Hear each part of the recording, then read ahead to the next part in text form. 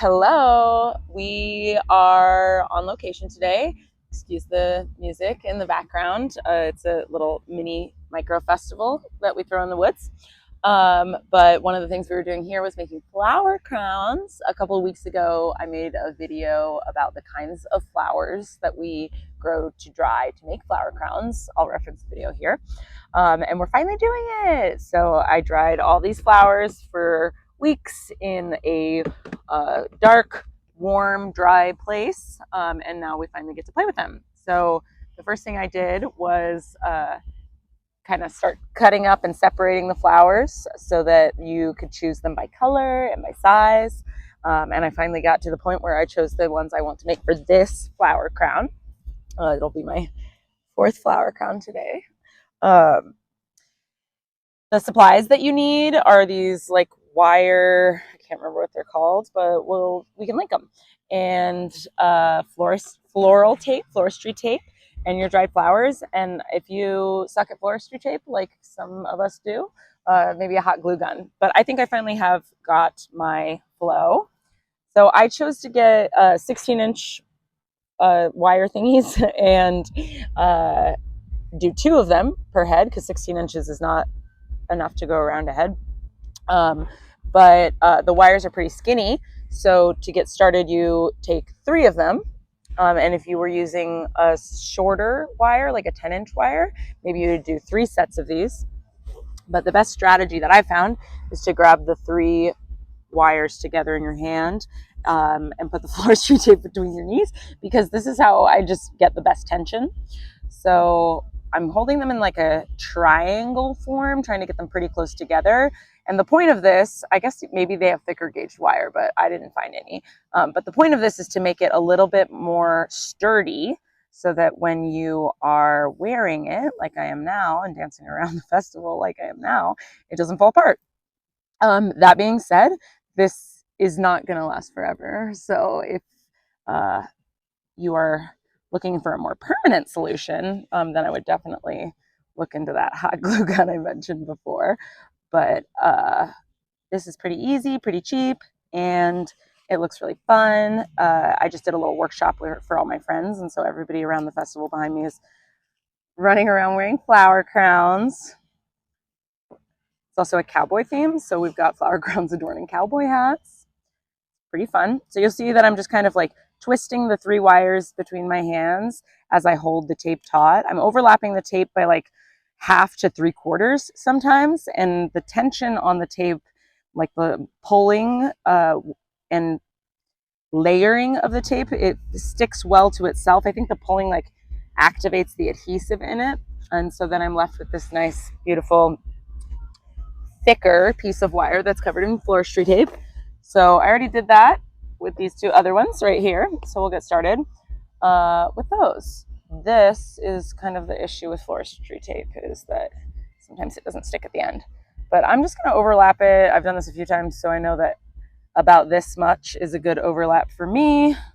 But I started out by measuring my head, and then I tried to do math, and it ended up way too big. So instead of using the measuring tape and doing math, I'm just going to measure on my head, because that seems to be the most useful technique. Wrap, wrap, wrap, wrap, wrap, wrap, wrap. I hope you can speed this up.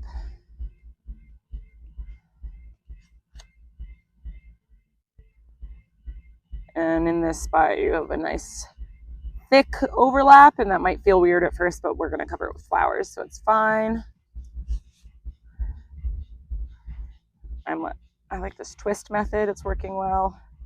All right, and I wouldn't overdo it with the floristry tape. Besides the overlap, don't go super far because that's just more tape to unravel later. The next part is that I'm gonna wrap it around my head, and I kind of want to do this like gently so that it doesn't make any hard corners, especially in the places where the wire piece, each individual wire piece ends, because there's still like a sharp wire inside that. But I'm trying to get it to be round, and of course you can adjust it later too. So now once I got some soft curves, I'll wrap it around my head. And you think that you want it a little bit loose because then when you put flowers on it, it won't be so tight, but that's not true. You want it to like sit on the top of your head. Otherwise it'll fall down to your ears. So once you've got that, this is where the hard parts begin because you can no longer use the method, the twist method. So instead I rip a piece of tape and work on this overlap, fastening the two ends together. Again, remembering to overlap as much as you can. All right, now that we have it all wrapped, and like I said before, the floristry tape is kind of shitty, so if it starts to unravel, I don't know, I guess I think the reason that I'm successful is because I'm pushing really hard. I can see that my hands are turning green from floristry tape, and so I'm like using the force of my fingers as well as the like tautness of the tape to make it stick, but I haven't had too many issues. Oh, there we go, a little unravel, so I'm just gonna like re-fix it down and then put flowers over it. So like I said, I chose my flower palette. I'm gonna go with these like oranges and reds. You could place individual flowers, but I like to use less tape, like I mentioned. So I'm going to make kind of like a bundle of flowers. This is globe amaranth and strawflower and heliochrysum or something like that. It's like a daisy. And there's some status. So we're going to lump them all together. And that's why I kept the stems like a tiny bit longer when I cut them, because now I can put this bundle on rather than an individual flower. And that just means I have to do less wrapping, which, as you've seen, is tedious. So now, like I did after I basically, like once the wires are connected, you just can't use the twist method. So I just rip off a piece of tape so it lets me like move around the circle a lot easier. I started by keeping it on there just so that I get the right amount of tape each time, but then it was really hard to put the circle through and it would continuously unravel itself. And I think that might have been why it wasn't sticking as well. So now got these flowers in place, just using the same twisting method as I've been, really trying to use the pressure and the tension to get it to stick. And I'll do the same thing. Now we've got some celosia and another straw flower. I'm kind of placing them in ways that I think are going to look good on my head. So if I'm going to wear it like this, I'm going to put my like frilly flowers going up rather than going down.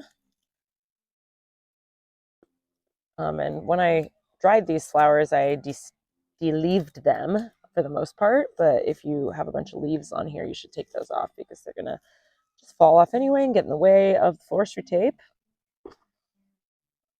And if you want to fill an entire crown, you're going to spend a long time wrapping. So I've gotten into kind of just making it more of a tiara type crown and filling it about 1/4 to 1/2 of a way, like you see on these ones down here.